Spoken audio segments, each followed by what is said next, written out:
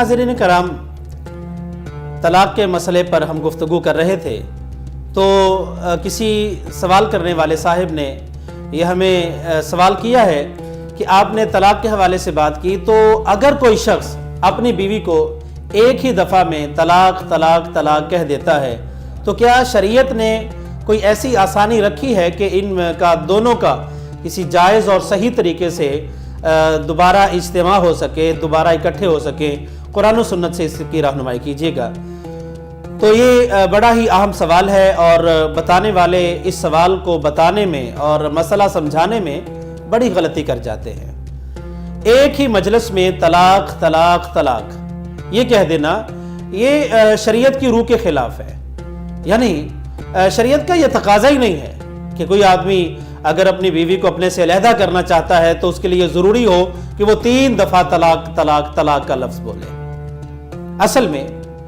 3 طلاقیں جو کہ شریعت نے ایک حق دیا ہے مرد کو،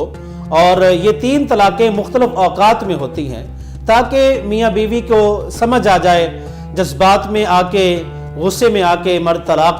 طلاق تو دے دیتا ہے، لیکن بعد میں سمجھنے کا، سوچنے کا جب اسے موقع ملے گا تو یقیناً ان کے دوبارہ نبھا کی، دوبارہ اکٹھے ہونے کی کوئی نہ کوئی صورت نکل آئے گی۔ اور اگر یہ دروازہ یہیں پہ بند کر دیا جائے کہ اگر کسی شخص نے 3 دفعہ ایک ہی مجلس میں طلاق کہہ دی تو وہ 3 طلاقیں واقع ہو جاتی ہیں اور دوبارہ ان کے اکٹھے ہونے کی کوئی صورت باقی نہیں رہتی، یہ ایک غلط مسئلہ ہے جو عوام میں مشہور کر دیا گیا ہے۔ آج طلاق کے عموماً جو مسائل لوگ پوچھتے ہیں وہ یہی ہوتا ہے کہ جی غصے میں آ کے 3 دفعہ طلاق طلاق طلاق کہہ دیا اور اب لوگ حلالے کی راہ دکھا رہے ہیں۔ حلالہ تو ویسے ہی ایک حرام، غیر شرعی اور غیر فطری عمل ہے، اسلام اس کی اجازت قطعاً نہیں دیتا۔ اب یہ ہے کہ اگر کوئی شخص ایک مجلس میں 3 طلاقیں دے دیتا ہے تو اس کے لیے آپ دیکھیے کہ نبی کریم صلی اللہ علیہ وسلم کے دور مبارک میں سیدنا رکانہ رضی اللہ تعالیٰ عنہ ایک صحابی تھے، انہوں نے ایک ہی مجلس میں اپنی بیوی کو 3 طلاقیں دے دی تھی۔ یہ واقعہ سنن ابو داود میں بھی ہے اور مسند احمد میں بھی یہ روایت آپ کو ملے گی کہ جب انہوں نے اپنی بیوی کو ایک ہی مجلس میں 3 طلاقیں دے دی تو نبی کریم صلی اللہ علیہ وسلم کے پاس جب یہ قضیہ لایا گیا تو آپ علیہ السلام نے رجوع کرنے کا حکم دیا تھا۔ آپ نے کہا تھا، آپ نے فرمایا کہ اپنی بیوی سے رجوع کر لو،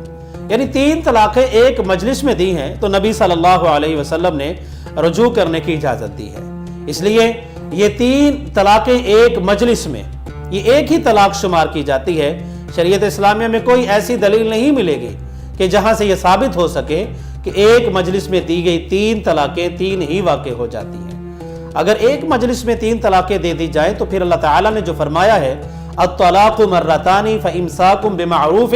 او تسریح باحسان، طلاق 2 مرتبہ ہے اور اس کے بعد اچھے طریقے سے رکھنا ہے یا اچھے طریقے سے اسے آزاد کر دینا، چھوڑ دینا ہے۔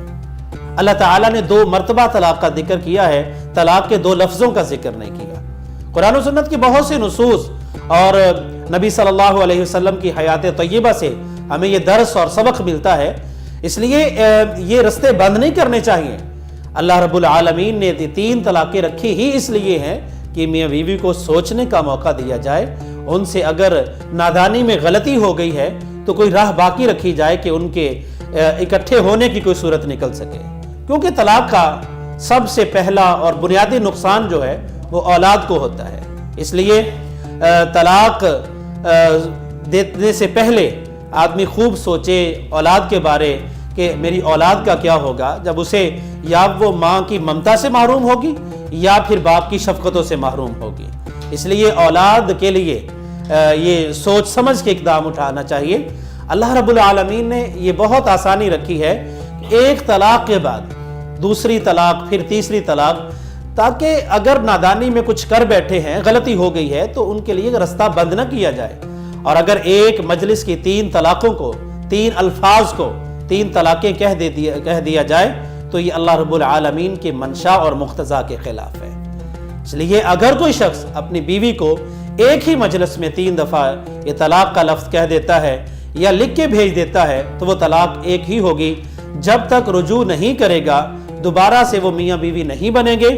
اس وقت سے پہلے وہ دوسری طلاق نہیں دے سکتا۔ اللہ تعالیٰ سے دعا ہے کہ وہ ہمیں صحیح رستے پر چلنے کی توفیق عطا فرمائے، اور جو صحیح مسائل ہے شریعت کے وہی اللہ رب العالمین ہمیں بتانے اور ان پر عمل کرنے کی توفیق عطا